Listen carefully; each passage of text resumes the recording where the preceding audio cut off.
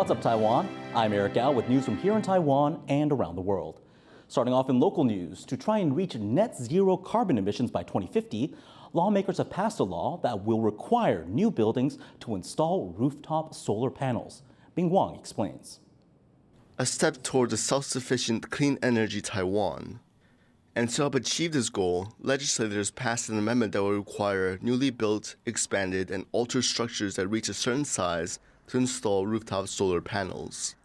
The buildings will be able to use the electricity generated from themselves, cutting utility bills while meeting energy needs. A report by the Green Citizens Action Alliance says large buildings generate 40% of Taiwan's annual carbon emissions. Solar energy will greatly reduce that, but it comes at a high cost. Environmental NGOs want the government to add monetary incentives to the program.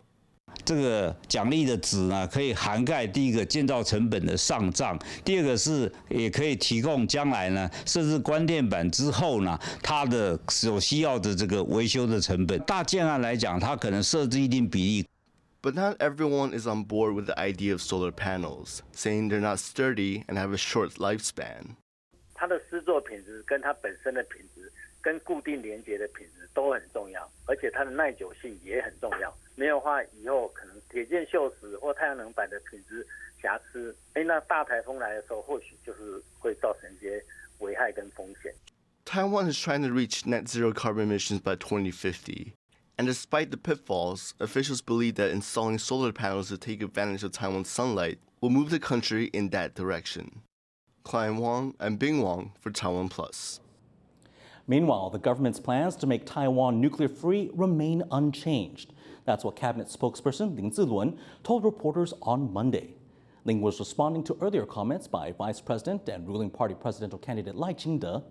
Lai had hinted that the country's nuclear reactors could be reactivated in emergency situations, such as a naval blockade by China.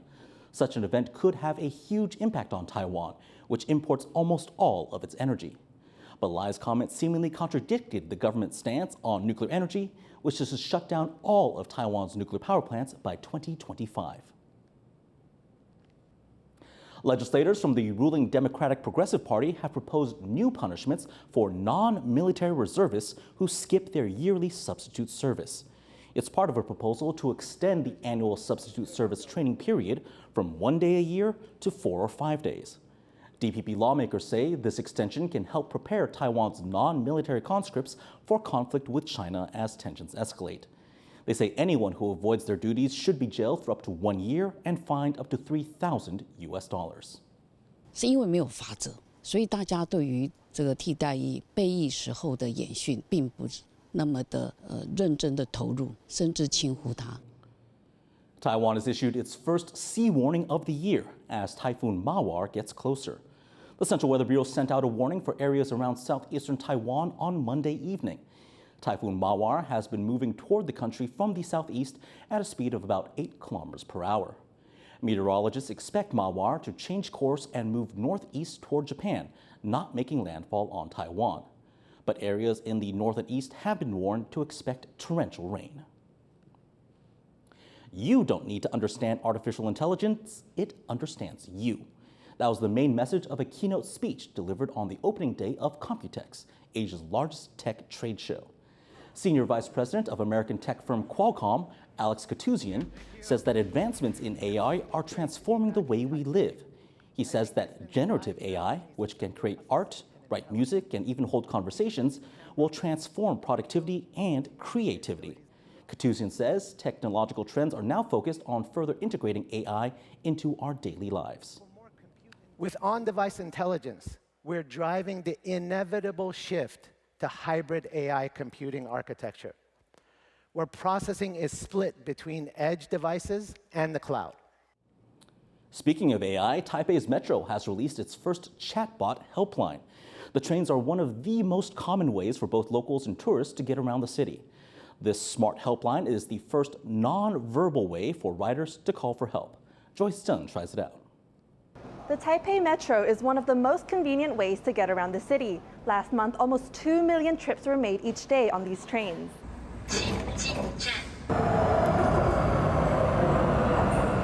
But What can you do if you need help? The city's metro is expanding options available with its first chatbot helpline. It's hoping that riders will feel more comfortable speaking up, even if it is more discreetly through a virtual assistant. Previously, if you needed help, one option was to use one of these emergency intercoms. Press this red button and it'll patch you through to a train operator. There are also similar intercom systems on the platforms, but the new chatbot aims to help those who need immediate support but prefer not to verbally call for it. This could be useful to passengers who feel unsafe or are being harassed on board.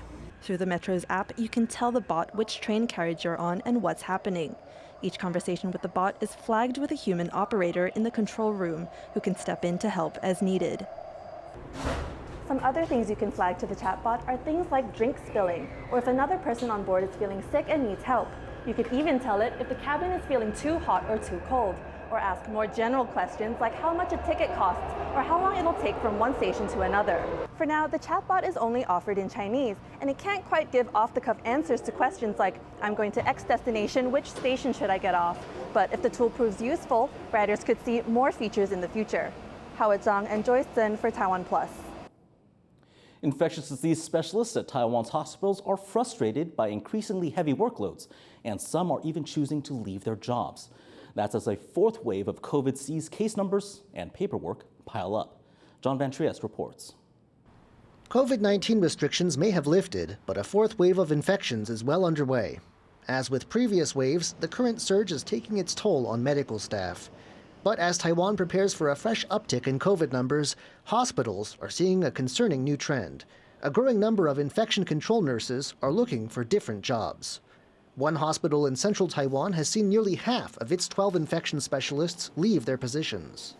有些医院可能感控工管师只有1、2位，那工作量都非常的大，那可能上班后可能都会到晚上9点、10点这样子哦。But these nurses are used to long hours and stressful work conditions. The big difference now is the paperwork.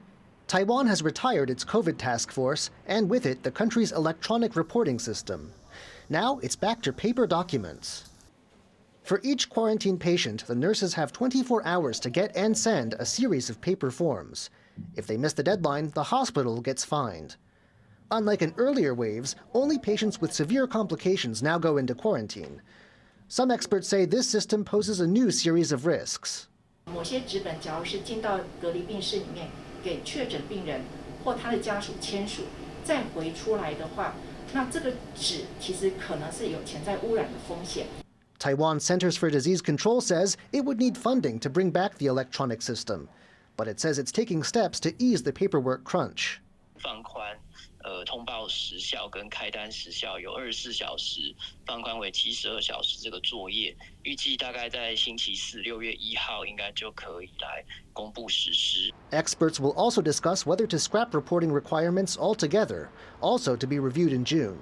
But it's unclear whether these moves will be enough to stem the exodus of nurses from Taiwan's hospitals. James Lin and John Van Trieste for TaiwanPlus. Australia's former Prime Minister says the perspective of Taiwan is more important than ever. Malcolm Turnbull made the comments during a speech in Taipei on Monday. He added that democracies in the Asia-Pacific must learn from the conflict in Ukraine and support each other against threats from authoritarian regimes. Turnbull was Prime Minister of Australia from 2015 to 2018. This is his first visit to Taiwan. Our resolute defence of democracy and the right of nations to determine their own destiny free from coercion must never flag or falter. Paraguay's president-elect, Santiago Peña, says his country will not be signing a trade deal with China, citing its relations with Taiwan. Speculation has been building in recent months that China would sign a trade pact with a group of South American countries called the Southern Common Market. Paraguay is a member alongside Argentina, Brazil, and Uruguay. Brazil's president, Lula da Silva, said that he is open to the idea. But at a press conference on Monday, Peña said that ties with Taiwan ruled out any deal with China. Beijing does not allow dual recognition with Taipei, and it has made switching ties a condition for investment and trade deals with other countries. Meanwhile, China has declined a request from the U.S. for a meeting between the two countries' defense heads. Washington wanted its defense chief, Lloyd Austin, to speak with his Chinese counterpart, Li Shangfu, on the sidelines of the Shangri-La Security Forum in Singapore this weekend. Li is a close ally of Chinese President Xi Jinping. The U.S. sanctioned Li in 2018 for purchasing arms from Russia. It's the latest sign of strained ties between the U.S. and China. From pandas to penguins, Taipei Zoo is home to a wide variety of animals. Taking care of such a wild menagerie requires patience and passion, as Leslie Liao reports. Being a veterinarian at a public zoo is tough. 我们在处理一只黑豹，在麻醉，我们要帮它拍 X 光，黑豹突然就醒过来了。有些动物醒来会咬人，有些会抓人。 Wang Baorong has been a vet at Taipei Zoo for 20 years, and she's seen a lot. The animals she works with are not your average household pets. There are lions, gorillas, elephants, and even rare giant pandas. Working with such exotic critters requires steady nerves and specialized training. So with those kinds of qualifications, zoo vets are bound to make good money, right?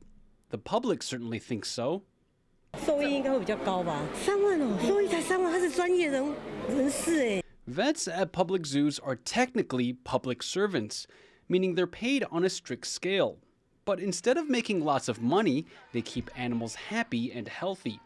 And because of their hard work, the public can see majestic animals at the zoo up close, bringing people and animals closer. Leon Lin and Leslie Liao for TaiwanPlus. A huge bronze Buddha statue in central Taiwan is shining brightly once more after a year of restoration work. The 23-meter-tall sculpture is over 60 years old, and it towers above the Baguashan scenic area in Zhanghua City. Over the years, wind and oxidation had caused the statue to tarnish.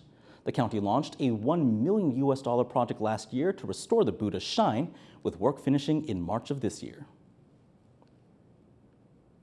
One of the world's most prestigious architecture exhibitions is being held in Venice, and Taiwanese designers are making their mark. Yujing Huang has more. A farm away from home. These agricultural buildings from Taiwan are on display at the Venice Architecture Biennale. They represent a variety of landscapes, from oyster fields by the sea to a mountain tea house. Co-curator Su Mengzong says the intention is to redefine the concept of architecture, echoing this year's theme, the laboratory of the future. 每一个构筑的行为都是一个建筑的开始，所以借由这件事情回过头来去想台湾这个环境，上面发生的各种大大小小的事情，所以就不会只是混凝土构造物或者是只是木构物才是台湾建筑，而是建筑如何跟环境对话这件事情。 The inspiration for this year's display all began with a visit to a karaoke venue. Curator Zheng Wei was impressed at how this recreational space was adapted to its environment. Zheng then led a team to the Taiwanese countryside to observe how people adapt their structures to nature. Co-curator He Zhongde was part of the team. He says Taiwanese architecture still needs to find its own voice. 我们很多的文化来自于接收别人已经发展有一定程度的内容，但是在另外一个层次上面，怎么样找到一个在文化上面有一个独自的本土的比较自主性强的一个观点，这个是一个蛮重要的事情。 Taiwan's history of colonization and modernization has seen it adopt and discard many architectural trends over the years. In that context, the push toward more environmentally friendly architecture seems no different. But what is changing is how modern Taiwanese architects are now centering Taiwan in their designs, reflecting a newfound self-confidence. Kamashi, Biqi Zhang, and Yujing Huang for TaiwanPlus. Thank you for watching What's Up Taiwan. Finally today, check out this smoke and ash belching from the crater of Mexico's El Popocatépetl volcano. I'm Eric Gao. Take care and see you next time.